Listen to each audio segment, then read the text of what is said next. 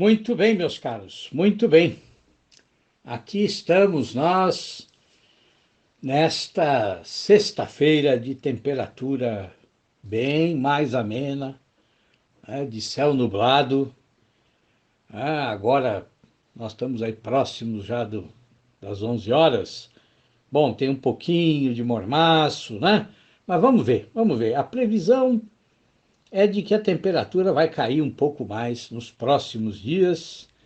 Bom, e eu fico infinitamente grato, né, a quem comanda a meteorologia, porque ficar confinado em casa e ainda com calor não dá certo, né? Isso daí acho que ninguém merece, não é verdade? Bom, mas ontem à noite, né? Ontem à noite eu estava aqui assistindo uma série na televisão. Bom, e um amigo, né? Que é bem mais jovem do que eu. Bom, ele me mandou uma mensagem pelo WhatsApp, né? E ele escreveu assim: Gurgel, como é que você faz para aumentar o vocabulário? Bom, veja, o bom de você ter amigos, né? Amigos de verdade, é que assim, eles perdem completamente qualquer tipo de etiqueta com você, né? Quer dizer, um verdadeiro amigo, uma pessoa que conquistou a sua confiança, né? Em anos de convivência. Bom, ele está livre, né, para mandar uma mensagem assim, direta, né, sem nem te dizer boa noite, né, sem nem perguntar para você como é que você está, se você está precisando de algo. Ele foi curto e grosso. Né? Bom, mas é um amigo extremamente querido, por quem eu tenho um profundo carinho, né? E ontem ele estava desesperado com esse negócio de melhorar o vocabulário, né? Então, assim, ele me mandou três perguntas, uma na sequência da outra. Três não, quatro, né? Mas foi assim, na lata, né? Quer dizer, é uma pergunta só, mas em quatro etapas, né? Em quatro mensagens diferentes. E eu vou ler as quatro para vocês, tá? Então, assim, a primeira foi essa, né? Urgel, como é que você faz para aumentar o vocabulário? Aí a segunda, você vai anotando as palavras numa lista?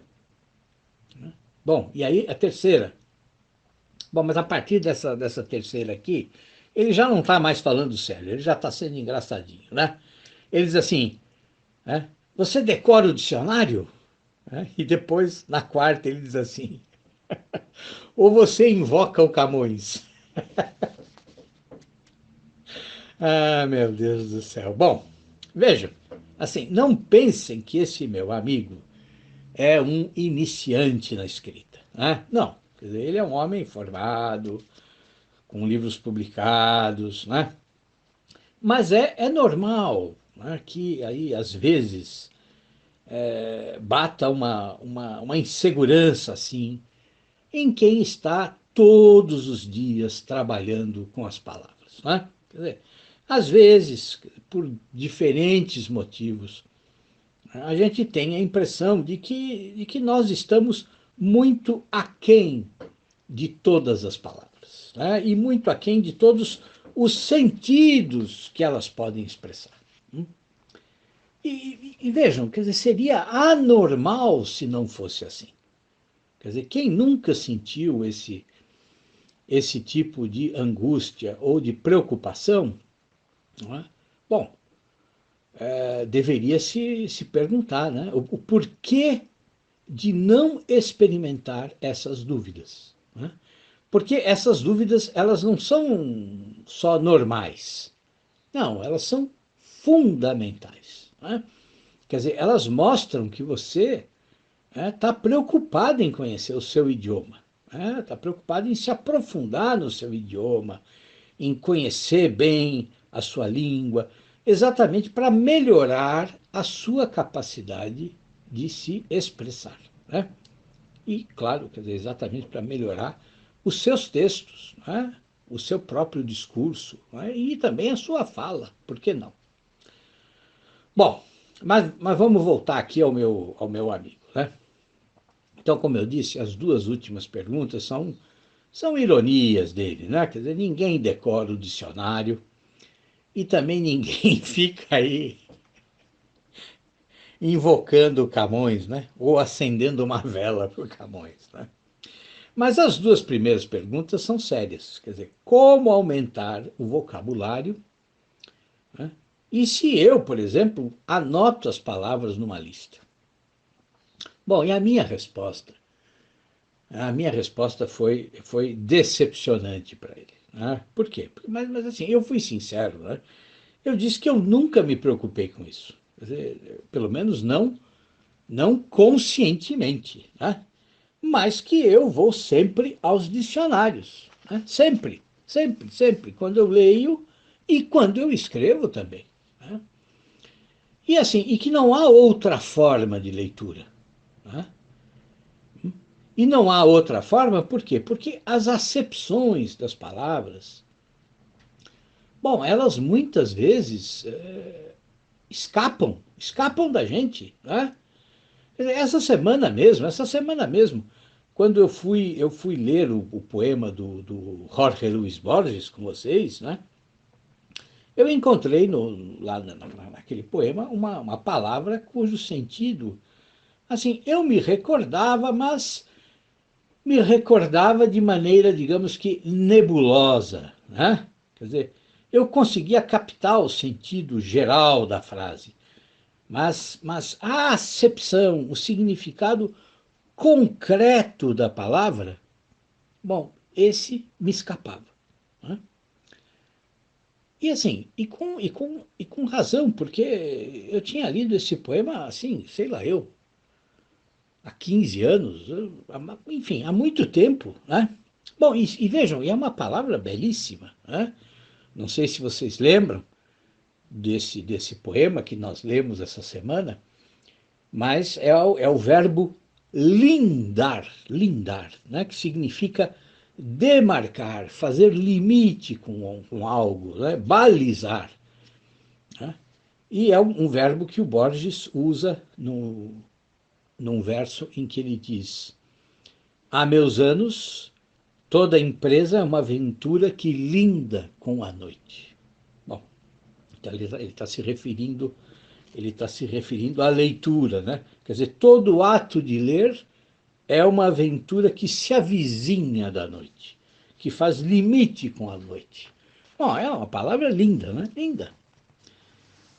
Bom, mas o que o meu amigo me respondeu, né? Quando eu disse para ele que, bom, eu não fico fazendo listas, né? E que eu também não lia com a preocupação de aumentar o meu vocabulário, né? Quer dizer, ele disse que antes ele era obsessivo com isso, né? Que ele fazia listas, que ele inclusive carregava uns cadernos em que ele ia anotando as palavras, né? Mas que agora ele estava parado, ele se sentia parado, ele se sentia paralisado, porque ele não decorava mais nada. Bom, e eu disse para ele, né, eu respondi: olha, não se preocupe em decorar, né, mas procure entrar no sentido de cada palavra que você consulta no dicionário. Né? Quer dizer, leia todas as acepções, né, inclusive as que aí se afastam do sentido que te interessa, né? Quer dizer, então, assim, tente penetrar na palavra. Fazendo isso, né, naturalmente você vai ampliar o seu vocabulário. Bom, mas aí, né, quando eu achei que a coisa estava se resolvendo, né, aí, bom, ele disse uma outra coisa que aí me deixou realmente preocupado, né? Aí eu fiquei nervoso. Ele disse que ele tinha comprado uma gramática, né, e que ia ler a gramática do começo ao fim, né, exatamente para melhorar o próprio vocabulário, né? Bom, aí eu realmente fiquei desesperado, né? E o pior é que assim, esse meu amigo, ele é meio teimoso, sabe? Às vezes você explica o caminho que ele precisa seguir. Bom, mas vocês sabem como é que é, né? Quer dizer, ele é jovem, tem aí metade da minha idade, né? E ele sempre acha que as ideias dele são as melhores, né? Bom, mas vejam, eu também já fui jovem, né? Quer dizer, eu agia exatamente como ele, né? Bom, mas quando ele falou em ler uma gramática, bom, aí eu tive de ser um pouco mais duro, um pouco mais duro. Eu parei de escrever e gravei uma mensagem para ele, dizendo assim: olha, você tem que deixar de ser teimoso, né? Eu já tenho dito dezenas de vezes o que você precisa fazer, né? E eu vou repetir aqui o conselho que eu sempre dou: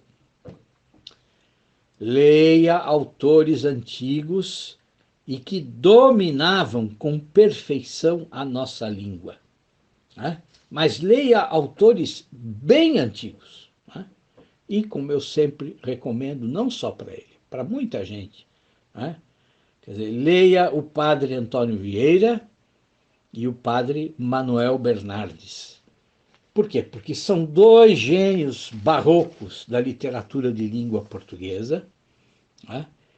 E a maravilha é que eles têm estilos completamente diferentes, né? E eu disse para ele: o caminho é esse.